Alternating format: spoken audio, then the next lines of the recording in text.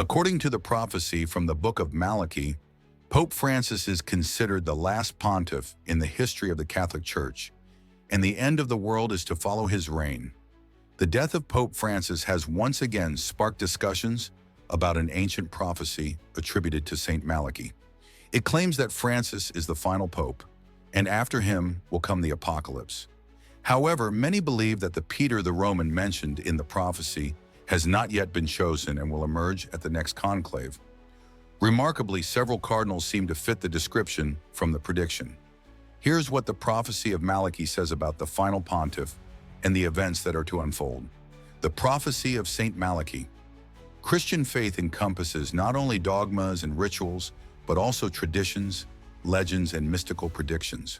The death of Pope Francis has renewed interest in a prophecy attributed to Saint Malachy, the Archbishop of Armagh. The document, believed to have been written around 1590, is said to be based on a vision that came to the Irish priest while he was in Rome. It contains 112 short Latin phrases, each symbolically describing a pope, starting with Celestine II, elected in 1143, and ending with Francis. These cryptic phrases leave room for many interpretations. Some believe the prophecy is a forgery created to influence papal elections. According to the prophecy, the final pope is not Francis, but a figure known as Peter the Roman, after whom the last judgment will occur. It reads, "In the final persecution of the Holy Roman Church, there shall sit Peter the Roman, who will pasture his sheep in many tribulations, after which the city of 7 hills shall be destroyed, and the dreadful judge will judge the people." The end. This is interpreted by some as a symbolic end to the papal line, a collapse of the church, or even the end of humanity. Who will be the next pope?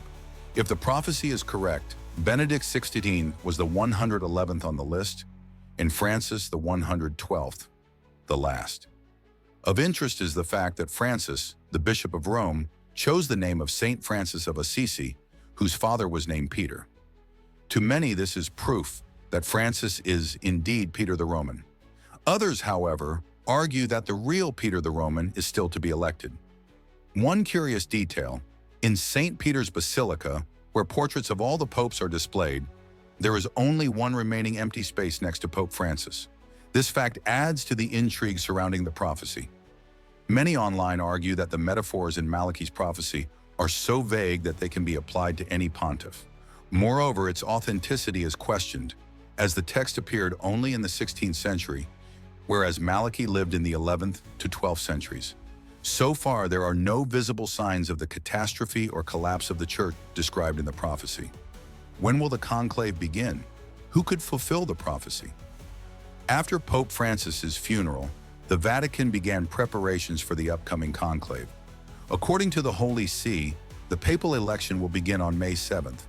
One of the main contenders is Cardinal Pietro Parolin, longtime close associate of Francis and the Vatican's Secretary of State, an Italian with years of service in key positions. His name, Pietro, has fueled speculation that he might be the prophesied Peter the Roman. Other possible successors include Hungarian Cardinal Péter Erdő and Ghanaian Cardinal Peter Turkson. Interestingly, history has shown that the chosen pope often turns out to be someone unexpected. The Vatican does not recognize Malachy's prophecy as authentic. The Bible clearly states that no one knows the day or hour of the end.